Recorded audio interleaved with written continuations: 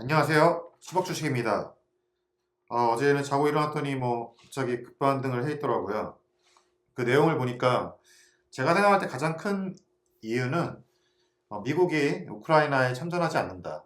그것 때문에일 것 같습니다. 그래서 전쟁에 대한 어느 정도 그 불확실성을 제거했다. 그리고 이미 많이 떨어졌기 때문에 저가 매수가 들어왔다. 저는 이렇게 판단을 하고 싶습니다. 그렇다고 해서 지금 저점이 된 거냐? 그거는 좀 약간 100%라고 말씀드리기가 좀 어려울 것 같습니다. 일단은 반등을 해서 환경이 변했기 때문에 대응 전략도 변경돼야겠죠. 자, 그리고 제가 여러분들께 꼭 말씀드리고 싶은 것은 우리는 갬블러가 아닌 투자자가 되어야 됩니다. 그 부분에 대해서 오늘 잠깐 여러분들께 말씀드리고 싶습니다. 자, 한 끝에 5억을 태우는 것은 도박이죠.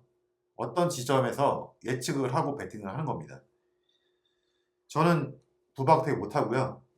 고스톱 같은 거 해서 딴 적도 없고요. 포커해서 딴 적도 없고요. 전 도박을 잘 못합니다. 그래서 제가 능력이 없다는 걸 잘 알고 있기 때문에 제가 도박은 저는 하지 않고요. 그래서 주식도 마찬가지로 도박 형태로는 절대 하지 않습니다. 자, 여기 제가 그 전에 만들어 놓은 그 미중 무역 전쟁 상황에서의 시뮬레이션 테스트가 있는데요. 별로 인기가 없는 동영상이지만 저는 되게 중요한 동영상이라고 생각합니다. 그래서 혹시 안 보신 분들은 꼭 한 번이라도 보셨으면 좋겠습니다. 그러면 제가 오늘 무슨 얘기를 하는지 조금 이해하실 수 있을 겁니다. 자, 예측을 한다는 거는 시장의 방향성을 자기가 알고 있다는 거잖아요. 그죠? 그게 도박이잖아요. 자기가 어떤 한순간에서 위로 갈지 아래로 갈지 100% 확신을 하는 거죠. 여러분이 만약에 1억을 한 방에 어떤 지점에서 저점이라 생각해서 넣었을 때 거기서 크게 하락하면 멘탈이 흔들립니다. 멘탈이 흔들리면 더 큰 손해를 볼까 두려워서 손절을 하게 됩니다. 이미 시장에서 진 겁니다. 이미 매수를 하는 시점부터 이미 지고 들어간 거예요. 절대로 이길 수 없는 게임을 하는 겁니다.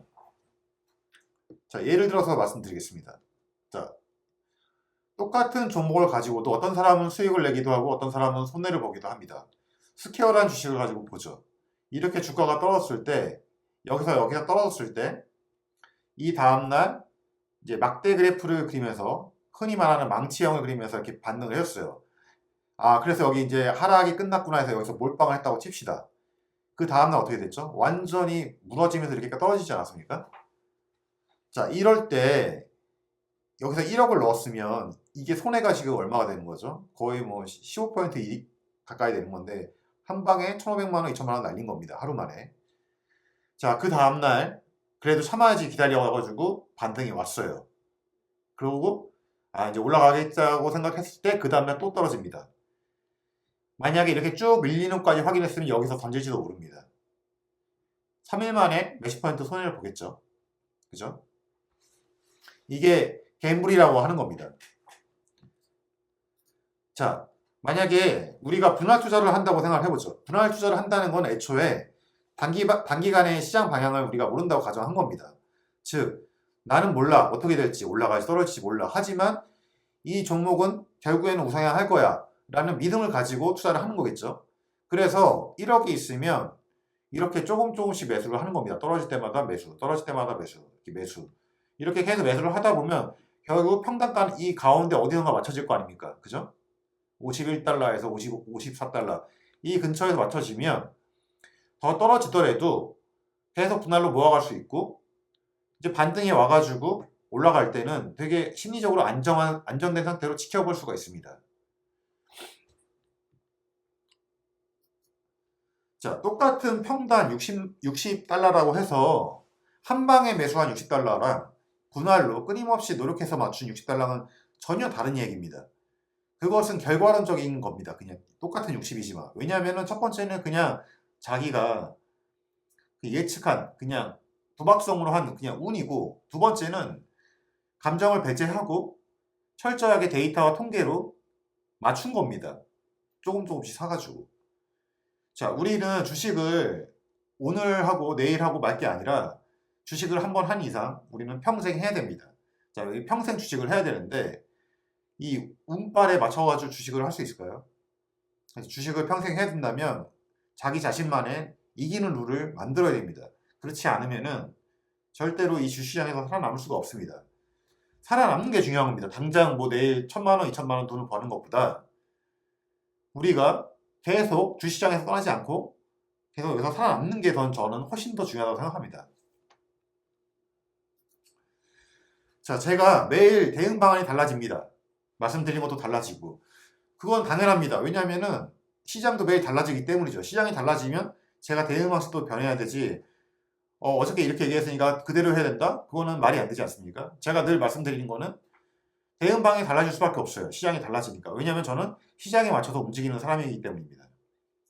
어떤 파도가 올지 우리는 모릅니다. 그래서 이런 파도가 왔어? 그러면 그 파도에 맞게 또 우리는 또 대응을 해야 된다고 저는 생각을 합니다. 자, 종목 선택은 단순하지 않습니까? 우상향하는 종목을 골라야 됩니다. 떨어졌을 때 더 많이 사고 싶은 종목을 골라야 됩니다. 제가 수도 없이 많은 종목을 봤지만 미국 시장에서 단 하나의 주식을 선택해야 된다면 저는 TQ를 선택할 것입니다. 가장 수익률이 좋고 가장 우상향할 가능성이 가장 높고 가고 퍼포먼스도 가장 좋기 때문이죠. 테슬라가 TQ보다 더 좋다고 하더라도 저는 TQ를 선택하겠습니다. 왜냐하면 TQ가 더 훨씬 안전하고 확실하기 때문이죠. 그래서 제가 그런 확신을 가지고 TQ를 가지고 유튜브를 하겠다고 마음을 먹은 겁니다. 자, 현재 시장 상황에 대해서 이제 좀 말씀드리면 어쨌든 지금 13,000까지 떨어졌다가 강한 반등이 오면서 거의 14,000까지 끌어올렸는데요.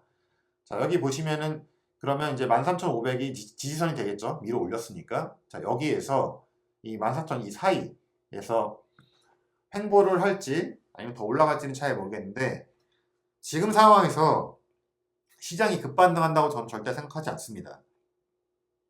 이 반등은 저점 매수이고 어떻게 보면은 투자할 때를 못 찾고 그 투자금이 있다가 모여 있다가 어떤 시그널을 받고 올라간 거기 때문에 이게 지금 어떤 방향성을 가지고 간다라고 보지는 않습니다. 저는. 그래서 이 사이에서 당분간 행보할 수도 있고 시장이 지금 되게 약해 있는 상황이기 때문에 조그만 악재에도 다시 또 무너질 수가 있습니다. 그래서 우리가 이제 저점 확인했다고 여기서 몰빵을 하는 행위는 절대 하시면 안 되고 분할로 항상 접근을 하셔야 됩니다. 자, 이제 TQ를 보시면 지금 현재 49달러까지 밀고 올라왔는데 여러분 여기 한 번에 이렇게 올라왔다 해서 아쉬워할 것도 없고 좋아할 것도 사실 없습니다. 우리에게는 아직 시간이 많이 남아있고 시장이 반등하기 위해서는 아직 많은 시간이 필요합니다. 따라서 자, 이 구간 50달러에서 이 40달러 이 사이에서 조금씩 계속 매수하면서 우리 평단을 낮추고 혹시라도 또 시장이 무너져서 이 40달러 밑으로 떨어질 수 있는 가능성도 절대로 배제하시면 안 됩니다.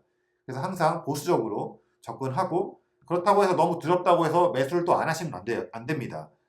음봉이 보이는 날은 조금이라도 매수를 해 나가면서 우리 평단가도 낮추고 수량을 더 많이 확보해야 됩니다.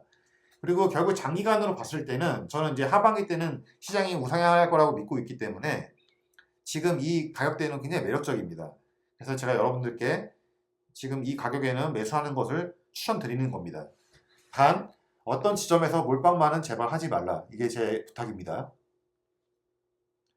자, 항상 그 피어 앤 그리드 차트에서 이 이제 공포감이 증폭되었을 때가 가장 좋은 매수 시점이라는 것은 역사적으로 증명이 되고 항상 증명을 해왔습니다. 따라서 지금 이렇게 공포감이 많이 올라왔을 때 우리가 되게 보수적인 관점에서 조금씩 주식을 모아가면 언젠가 반드시 이 공포감에서 매수한 여러분, 용기 있는 여러분들에게 큰 보상을 줄 거라고 생각을 합니다. 어제 어떤 분이 그 닷컴 버블과 지금과 어떤 차이가 있냐 뭐 이런 얘기를 하시는 게 있는데 저는 분명히 차이가 있다고 말씀드립니다.